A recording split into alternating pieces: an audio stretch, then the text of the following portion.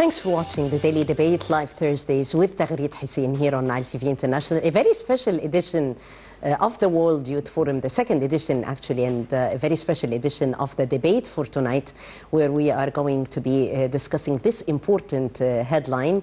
When the World Youth Forum takes place, you feel Egypt is in celebration of the spirit of the youth. And while today we're inviting youth from all over the world, so I guess the sense of festivities taking place in Sharm el-Sheikh, in the city of peace, welcoming Egypt's guests and international delegations coming from all over the world and participating in the World Youth Forum, the annual forum held from the 3rd to the 6th of November under the auspices and with the presence of His Excellency President Abdel Fattah el-Sisi, takes place in Sharm el-Sheikh, Egypt. Nearly 5,000 Egyptian and foreign youth are participating, as well as experts, journalists, public figures, also officials from more than 50 countries. The forum tackles many topics like esports, empowering those with disabilities, entrepreneurship and gender, with a special focus on development, on peace, as well as creativity. So very important is engaging the youth and listening to the youth. Today we're listening to the youth in Egypt, youth coming from around the globe in enriching setup and allowing them exchange views and also to recommend initiatives to the decision makers and also to the influential figures. We'll be talking the World Youth Forum in the second edition tonight, and I have all the honor and a pleasure to be hosting Professor Dr. Ahmad Abdel Tawwab, Professor of Linguistics from Nufaya University. Dr. Abdel Tawwab has always been engaged with the youth, whether inside Egypt through lecturing and also outside of Egypt in the United States and more than one renowned capital all over the world. Thank you, Professor, for coming. Well, thank you, Taghreed, for having me today. It has been a pleasure to be hosted on your show for the second consecutive time. So thank you once again. Thank you very much, Dr. Abdel Tawwab. And talking about the second edition of the World Youth Forum, when we talk about the World Youth Forum, it comes in mind, of course, the spirit of the youth, the initiatives, their brains, engaging them in the decision-making process. Right. A very important issue, and also listening to them, which is very important. The President initiated this story of listening, being a good listener to the youth and engaging them in the decision-making process, letting them initiate the story. Right. It does, and it's in fact a very, very critical event. This is the second consecutive time to have such an event in 2018. We had that before in 2017, and this is the second time. And I just got a very recent news that is the United Nations Secretary General's envoy on youth affairs is expected to be arriving on Saturday to deliver her keynote speech on Saturday, November 3rd. Now, what does that mean? It means that there is a global acknowledgement for such events and for the importance of this event. Now, I read some information about this event, and it's quite a bit interesting to know that about 5,000 participants coming from different countries in the world, and it's quite a bit interesting and intriguing as well to know that 75% of the participants coming from European countries, from South America and North America, 30% or 35% coming from Africa, coming from the Arab world as well. It's quite a bit intriguing to see something like that. I would say that if we have a Facebook as a social network electronically, then we're going to have another social networking happening, but this time it's going to be face-to-face. Yes. So I guess that the world today is talking about such event, and this is probably can be a very, very important step to push our youth forward at the end, because this is our target at the end. Yes, our target at the end is pushing the youth forward and making them like initiate and also innovate and initiate creativity. The word creativity is very important, how to be creative and how to bring the best out of the youth. In fact, well, for this event, we have three important tracks. There is creativity, and there is development, and there is also issues and topics related to peace. So for creativity, they are expected to discuss some issues related to technology and digitalization. They are expected to talk about, for example, how to find different opportunities, job opportunities by using electronic ways. They are expected to talk about the soft power of the country. They are expected to talk about how to build the future leaders and how can we create the build-up process for the future leaders. And this is, again, this is very interesting because as a matter of fact, we have today something which is called the National Agency for Training the Youth. The youth, yes. It's in Cairo. Preparing them for leadership It's very similar to what it is in France. May I not be wrong about that. And so there are tangible steps that's happening. And we would like just to put our hands on the positives. We would like to see the light at the end of the tunnel because this is the hope that we are just working for. And so when it comes to creativity, this is, today, for example, there are some introductory sessions, some workshops already initiated and started today, and it's expected to be tomorrow as well. So this environment is very positive for every youngster, and it's going to be very encouraging. Now, I know that there are some international events, but for this one to invite 5,000 participants, I'm not quite sure how many people will be participating next year, but to have 5,000 participants coming from different countries in the world. Now, in this way, we are just building something like a very important image for Egypt. At the same time, we are activating the process for investment. We are making a refreshment for the economic process. But the most important message, I guess, that the officials would like to send it to the whole world, not just in Egypt. It's just in a nutshell, one simple sentence: Egypt is safe. Egypt is safe. Egypt is capable of organizing such huge international events. Egypt welcomes visitors all over the world with a smile and with a destination that is really unparalleled all over the world. The beauty of Sharm el-Sheikh, the city of peace, welcoming Egypt's visitors with a smile and with the hospitality of Egyptians. Let's watch this report on the second edition. Our dear colleague and correspondent to the World Youth Forum, Omnia Al-Hamzawi, highlighting more about the impressions that the dear participants and guests of Egypt told her, and will be airing also part of Omnia's interviews. Thank you. Professor Abdel Tawwab, as Omnia said, the organization for this important event is very important. Meeting the guests with a smile and also in initiating many important themes like peace, development, and creativity, which is the main slogan. Right. And you know what? I guess that this is part of something that is very important as well, which is called the soft power of Egypt. We have to talk about that, and we have to acknowledge that there is a soft power here. And the soft power is based on the language, the culture, the history, the religious institutions. As you're saying now, people in Sharm el-Sheikh, they are receiving people with very warm welcome and with smiles. This is part of the soft power of the Egyptian people. I know that this event, and I would like to give a salute to everyone actually organizing such event, because they have selected a very important character, Egyptian character, that is the late writer, Dr. Milad Hanna. And he is the, I would say, the absent guest for such event. And he wrote a very important book. It's entitled The 7 Pillars of the Egyptian Personality. And for the 7 pillars of the Egyptian personality, it will be discussed and reflected in such forum. So he talked about history, number 1, whether the Coptic history, the Islamic history, even the Pharaonic history as well. And then there is something else that is the geographical dimensions of the country. And this is again what Dr. Gamal Hamdan talked about in his famous book, Egypt's Personality, if I'm not wrong about the title of the book. So he mentioned something very, very critical here. He said that Egypt has 3 important dimensions, because you were just talking about the African dimension.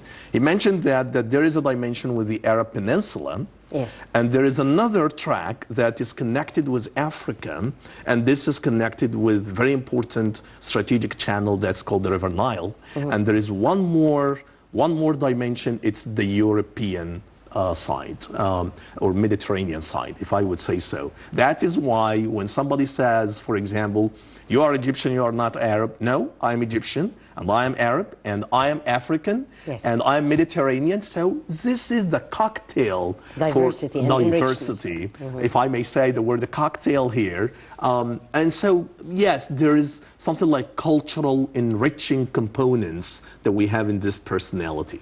This can be reflected in the event as well. Back again to our topic, we were talking about the soft power, we were talking about history, and then we were talking about culture. And for the culture, we are talking about the literature. Look to the Egyptian writers and their sounding fame across the Arab world. Yes. When we talk about the language they read, even when it comes to Arabic language, with the Egyptian dialect, if you just go and visit any Arab country, they know very well what is the Egyptian dialect. They learn the songs by heart, and they also watch the movies and the series. Absolutely, absolutely. When I was in some Arab countries, I was telling them I am Egyptian. The first thing they were saying, Ismail Yassin, or something like that. So now you can see the extent, the cultural and civilizational dimensions of the country outside. This is what it is called the soft power of the country. We were talking as well about the religious institutions. And look, now you have two important milestones in your country. There is the Azhar institution and there is the Coptic Church. And I just read a few days ago that the Grand Imam of Al-Azhar, he made a visit to Indonesia and Malaysia, something like that. Yes. He was received with a very warm welcome. And the people there, they were so happy to have the Grand Imam of Al-Azhar coming and visit their countries. Definitely. I heard some Indonesian students, they were saying and repeating the national anthem of Egypt. Can you imagine that? Now, so here you have another powerful tool that is used for this forum. This forum is a reflection of all of such soft powers that we have in our community. Let's go to Ariel's special song, a very inspiring song where the youth talk about their dreams and about their aspirations. With us is Ms. Nada Mohammed Shafi, PR specialist. And PR is very important, you know, PR networking, communication and interaction. And this is what is happening at the World Youth Forum. Nada, how are you?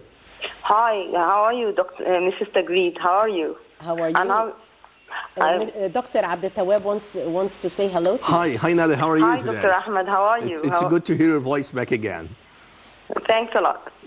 Nada, tell us more about building capabilities. That has been one of the most important files also that the President has given instructions to focus on. And if we talk about building capabilities, we're talking also PR because it requires communication with the other to know more about the points of strength to work on. And how do you see this vision implemented? I think the forum is a good chance for the youth to in building their capabilities through the PR, through their interaction with each other, not internationally, for enhancing their personality through intellectual change of cultures, ideas, and traditions. Presenting their points of views in all issues concerning the global universe, problems concerning the youth and the elders. I think it's a good chance also for them to, in presenting, it acts as a link for them with the leaders and decision makers, building the gap or touching the gap between the two generations and reducing it by rebuilding the links of trust between them, the youth and the elders. It also helps as a PR representative in drawing a clear global map of the youth's interests and the use of the picture in the development of treatment of recent mistakes and problems. This is how I see it. Yes, very wisely said. And as you've mentioned, it's very important in communication. And this is what is happening at the forum, engaging the youth participants with the policymakers. And with the main aim is mainly knowing more about the points of strength and working on them. Ms. Nada Shafi, PR specialist, I thank you so much for your participation in our show tonight. Dr. Abdel Tawwab, yes, PR is very important because you need to market Egypt in the first place to the world, and this is also what the forum is doing, because each and every participant is going to go back home with memories, beautiful memories. And here is the question that everyone today is probably trying to ask: what is the significance of this event?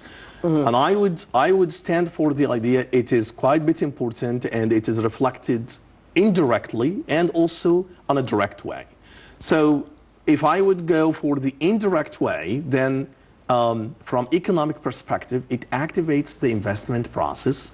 It refreshes the economic scale as well, because in this way, you are activating the tourist sector in our country. And then it has also a political message that this country is safe, that this country is stable, that this country can contain a lot of different nationalities.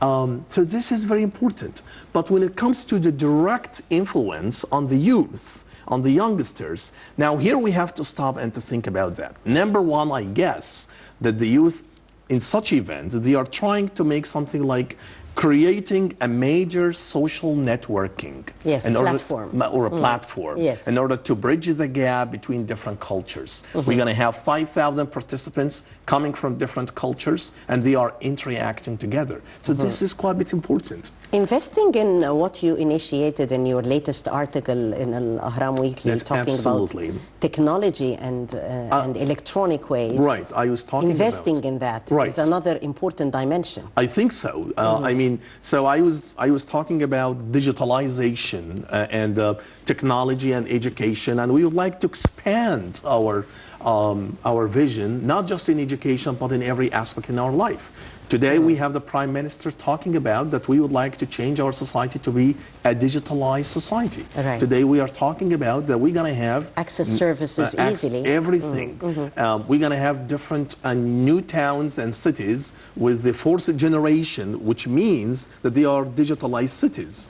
Now, because I'm more involved in education, so I think that it's quite a bit important, and this will be also discussed and in different seminars and workshops and in different sessions in the event, that is how to use technology and how to help others, how to help those who are disabled and have some special needs. And so if we just activate all of that together, then at the end we will reach one conclusion, that is one word, that is awareness.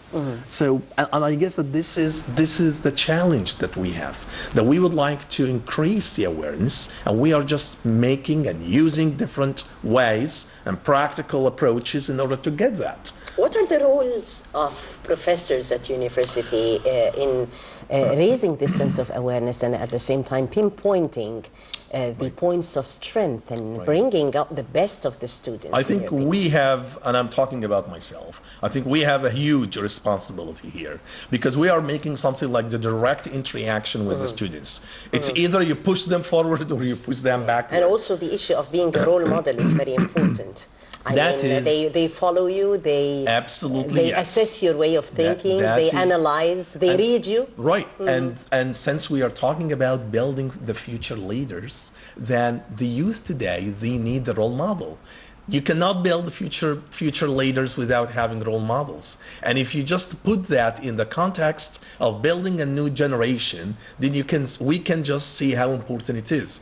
I think that, for example, what I'm trying to do with my students is I'm trying to push them forward to participate in international and local workshops and international events and conferences, applying for different scholarships and fellowships.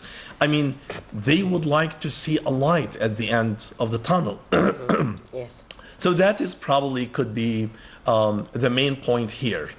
And so back again to the role model, because we are talking about building the future leaders. How can we do that?